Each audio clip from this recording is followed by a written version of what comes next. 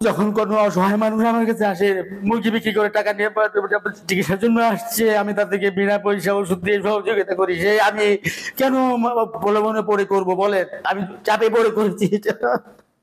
আল হেলাল নামে একজন ব্যক্তি মালিক পক্ষের কাছে যায় 4 আগস্ট অসহযোগ আন্দোলনে আহত সার্টিফিকেটের জন্য। তা আমি দ্বিতীয় অপারগতা প্রকাশ করি, মালিক পক্ষকে আল হেলাল যে কোনোভাবে হোক ম্যানেজ করে আমার চেম্বারে নিয়ে আসে। আমার চেম্বারে নিয়ে এসে উনি ওনার বক্তব্য বলেন যে আমি টিয়ার সেল খেয়ে আমার চোখে প্রবলেম হয়েছিল, কনজাংটিভাইটিস টাইপ হয়েছিল, অনেক পানি হওয়ার পরে আমি ট্রিটমেন্ট নেই। এই সংক্রান্ত বিষয়ে যে আপনি একটি সার্টিফিকেট দিয়ে দেন তাহলে আমি কিছু আর্থিক অনুদান পেতে পারি। তো মালিক পক্ষ আমাকে বলে যে দিয়ে দেন। সেই পরিপ্রেক্ষিতে আমি বাধ্য হয়েছি, কারণ আমি যেহেতু কর্মী, চাপের মুখে পড়ে আমাকে এই কাজ করতে বাধ্য হয়েছি। কারণ আমিও একজন সন্তানের পিতা। আমার ছেলে অসহযোগ আন্দোলনে অংশগ্রহণ করেছে। গণভবনে যে মালপত্রগুলো নিয়ে যায় সেগুলো প্রোটেকশনের জন্য সেনাবাহিনী সাহায্য সহযোগিতা কামনা করেছে আমার সন্তান। সেই সন্তানের পিতা হয়ে আমি অন্যায় কাজ তাদের মাধ্যমে আমাকে করতে বাধ্য হয়েছি। তত্ত্বাবধায়ক সরকার যখন ঘোষণা করলেন যে যারা অসহযোগ আন্দোলনে আহত হয়েছেন তাদের আর্থিক অনুদান প্রদান করা হবে, সেই ক্ষেত্রে আমি আমার চাপে পড়ে আমি 3 মাস পর ওনার মালিক পক্ষের চাপের কারণে আমি ব্যাক ডেটে আমি ওনার থেকে সার্টিফিকেট দিতে বাধ্য হয়েছি।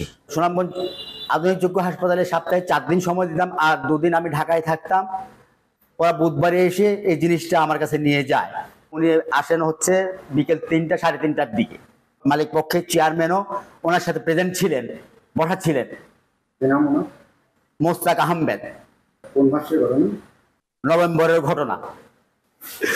যখন কোনো অসহায় মানুষ আমার কাছে আসে, মুরগি বিক্রি করে টাকা নিয়ে চিকিৎসার জন্য আসছে, আমি তাদেরকে বিনা পয়সা ওষুধ দিয়ে সহযোগিতা করি। সে আমি কেন বলে মনে পড়ে করব বলেন? আমি চাপে পড়ে করেছি এটা।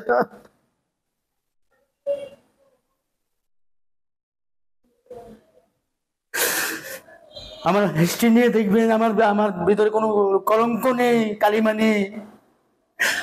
আপনি সবার কাছে আপনি ইনফরমেশন নিয়ে দেখবেন, আমার চারিত্রিক বৈশিষ্ট্যের মধ্যে কোনো কালিমা পর্যন্ত লেপন হয়নি। আজকে অসৎ মানুষের পাল্লায় পড়ে আমার চারিত্রিক বৈশিষ্ট্য কালিমা পড়ে গেল।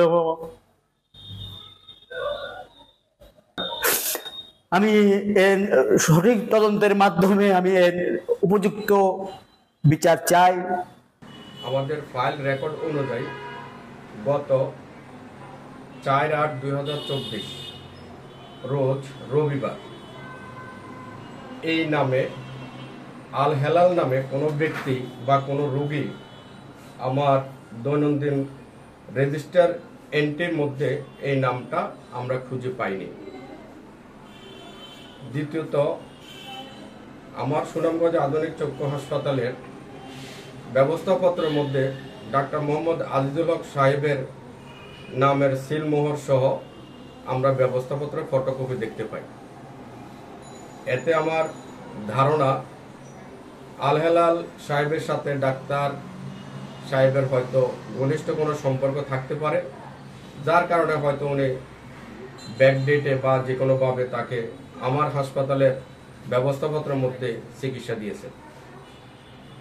আর এই বিষয়টা সম্পূর্ণ আমাদের যেহেতু রেজিস্টার খাতার মধ্যে তার নাম এন্ট্রি নাই বা মানে উল্লেখ নাই, সেহেতু আমরা এটা দায় দায়িত্ব নিতে চাই না, আমরা নেব না।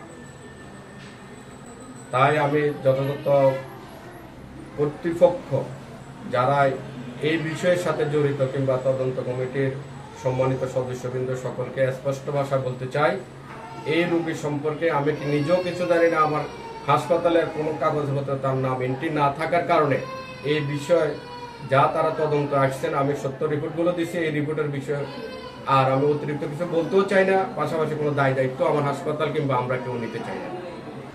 আরেকটা বিষয় হচ্ছে, গত 4/8/24 তারিখে আল হেলাল নামে কোনো ব্যক্তি আমার হাসপাতালে চিকিৎসা নেননি। আমার রেজিস্টার খাতার মধ্যে তার নাম ঠিকানা কিছুই আমরা পাই নাই।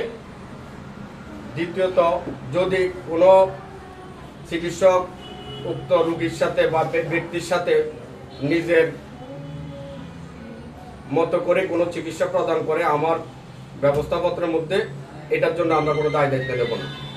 আর এই ধরনের রাইট তো আমরা মালিক পক্ষ যারা আছেন আমরা দেওয়ার কোনো ধরনের রাইট নাই, এটা টোটাল থেকে ডাক্তারের উপরে। মানে আমার এখানে আদৌ এগুলো দেয় কিনা আমার জানা মতো কোনো ধরনের সার্টিফিকেট আমরা দিই না। আশিস ভাই কি প্রমাণ দিতে পারবো এই কথা যে হয়? আশিস ভাই যে আমার নামে যে প্লেনটা যে তুলে, রাজীব ভাইরে তো আমি নিজে হসপিটাল থেকে বার করে দিচ্ছি তাইনের অকারেন্সের কারণে, তাইলে বিভিন্ন ধরনের ক্রাইম করিলেন হসপিটালও।